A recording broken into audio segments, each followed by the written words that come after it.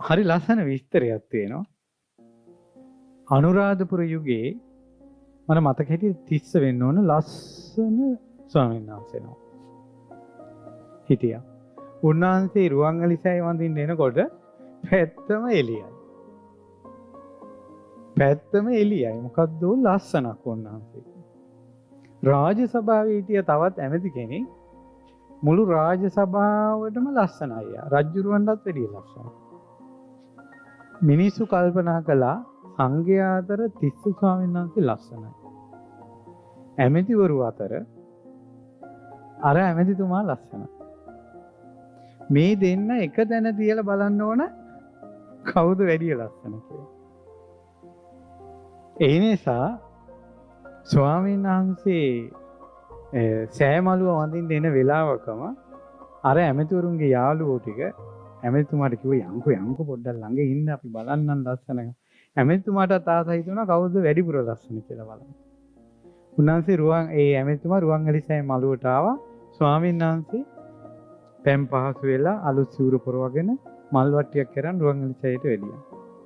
ඒ ස්වාමීන් වහන්සේ රහතන් වහන්සේ නම. කවදාවත් නැතුව ඇමතිතුමාම වැඩිපුර බල එනකොට රහතන් වහන්සේ ඒ ශෙනෙන් මේ මොහොතින් හිත බැලුවා.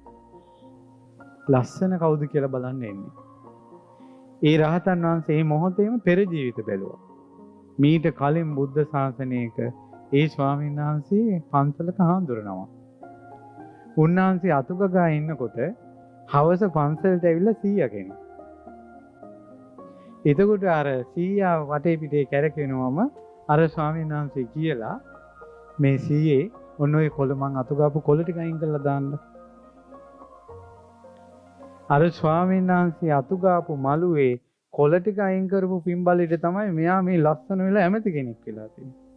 අර රහතන් වහන්සේ කියනවා මං අතුගාපු මළුවේ කොළ අයින් කරපු නාකියා දැන් එනවා මගේ ලස්සන බලන්න කියලා රහතන් වහන්සේ සිනහවුණා. පත්‍ර අයින් කිරීමේ පින්බලෙ බොමලුවක් අතු ගෑමේ පින්බල.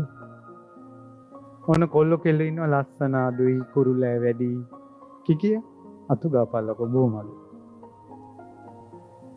ලස්සන හොයා ඉන්න කොල්ල කෙල්ල ඇති අදට තමන්ගේ අතින් ඉදලා කරන් බොමලුවක් සුද්ධ කළ නැති දුවේ පුතේ ලස්සන වීමේ පින උඹලට රැස් වෙන්නේ නැහැ. හැබැයි අනුන්ට ඉරිසියා කරලා පවුනන් රැස් වෙයි. ලස්සනේ උන් දිහා බල ඉරිසියා කරනවා. හොඳට ඉන්නේ උන් දිහා බල ඉරිසියා කරනවා. හේතුඵල ධම කල්පනා කරන්නේ. ඉතින් මම ඔය මේ ළමා ලපටිත් ඉන්න නිසා ඔය බාහිර කරුණුත් එක්ක ඔය මතක් කළේ.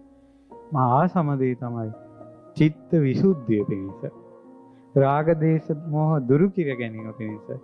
බෝධින් වහන්සේගේ ගුණ කියා මේ බොමලු අතුගගා ලස්සන කර මේ පින්කමත් එක්ක කී දෙනෙක්ගේ හිත ලස්සන වුණාද කියලා බලන්න. රන් මට අලුත් කළා. මල් මාලාවෙන් සැරසුවා.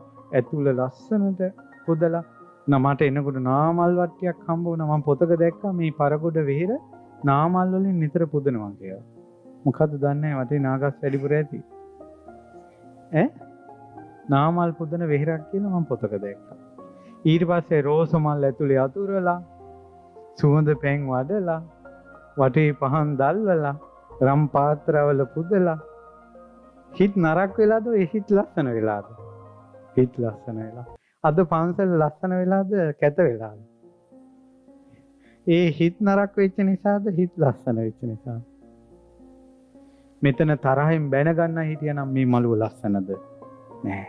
ඇත්තටම මේ හැම ලස්සනක්ම ඉස්සෙල්ලාම හැදුනේ කොහෙද? හිතේ. එහෙනම් මේ ලස්සන කියන එක නැත්තේ හිත කැත නිසා. හිත ලස්සන කරගන්න පින්වතුනි.